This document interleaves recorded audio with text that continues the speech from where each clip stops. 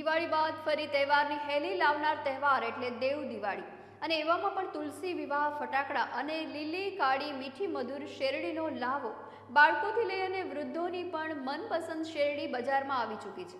તેવામાં દેવ દિવાળીના દિવસે ઘરમાં શેરડીના સાઠા લાવવા ખૂબ જ શુભ માનવામાં આવે છે।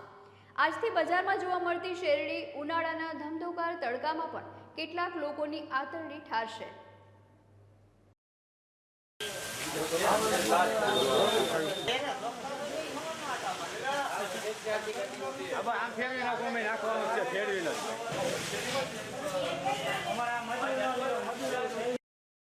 અત્યારે તો શેરડીમાં ભાવ ગયા વખતે કરતાં ઓછો છે, પણ શેરડીમાં બહુ જ મંદી છે। કોરોનાને હિસાબે, લોકડાઉન હિસાબે કોઈ ગ્રાહક આવતા નથી અને એના હિસાબે થોડીક વધારે ધંધામાં તકલીફ પડે છે।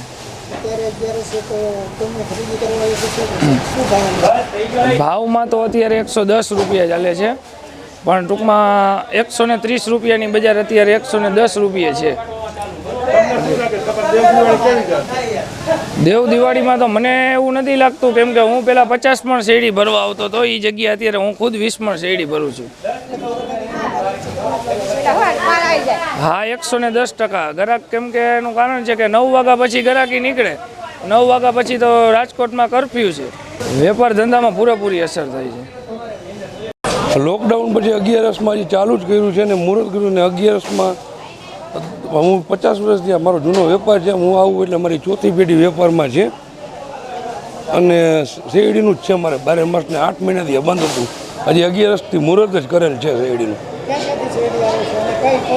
અત્યારે શેરડીમાં 3-4 જાત આવે છે। એક અત્યારે આવે છે ભાવનગર ડિસ્ટ્રિક્ટમાંથી આવે છે, એક આ કોડીદર ડિસ્ટ્રિક્ટમાંથી અને પરાપીપરિયા અને ખંડેરીની ત્યાંથી। અને ક્વોલિટીમાં શેરડીની જાતમાં 555 આવે છે, 671 દેશી દોરી અને મદ્રાસથી આવતી કારી શેરડી છે।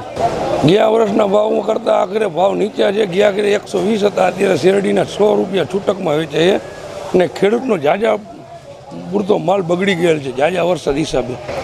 ગયા વર્ષ કરતાં આવક ઓછી છે અને ગ્રાહકી પણ ઓછી છે ગયા વર્ષ